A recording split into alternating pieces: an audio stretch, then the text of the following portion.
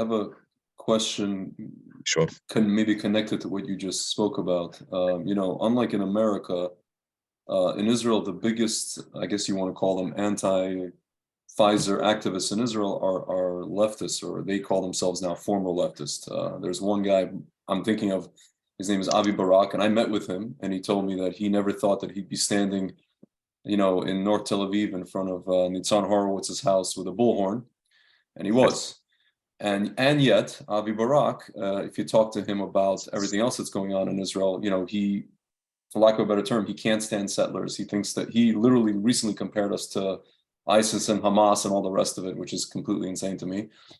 Sounds like he's been reading the news. Yeah, that's the irony. I mean, but do you think that like when the proverbial stuff is going to hit the fan in Israel, and both, the Dati Leumi sector and the just kind of secular sector of Israeli society find out the same thing, that they put the same stuff in their bodies, do you think that this would be some sort of point of unification? Do you think that this is actually the issue that could unify everybody?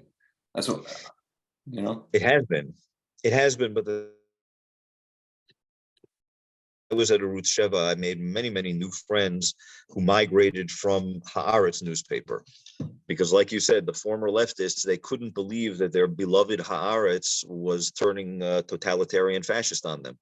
And they said, how could it be that of all places I would find the reporter that I like at Arutz Sheva?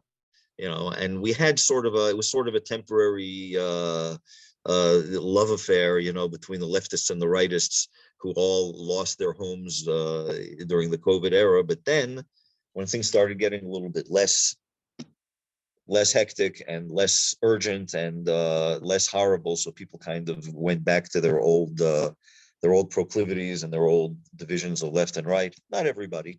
And there's still, I still have some new friends and some old people who used to be friends. And, very unfortunately, the entire thing, I realized that, you find out who your friends are during such times. Let's put it that way. Sure. Yeah, it's like people go back to their old habits, even though they know it doesn't make sense, but there's some kind of familiarity. There's some kind of emotional connection to it. I think that's why they do it. It's like, if you're a Yankees fan, or if you're a Red Sox fan, and that's really all it comes down to.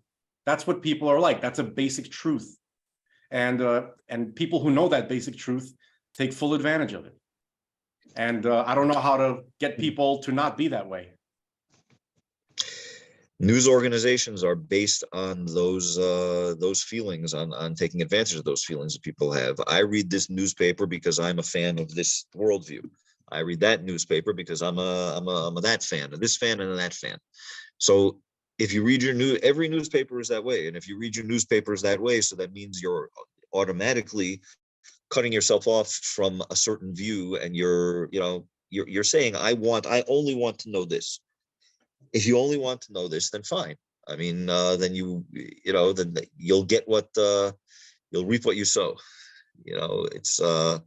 It's sort of a moral failing to allow the newspapers and social media to do your thinking and feeling for you.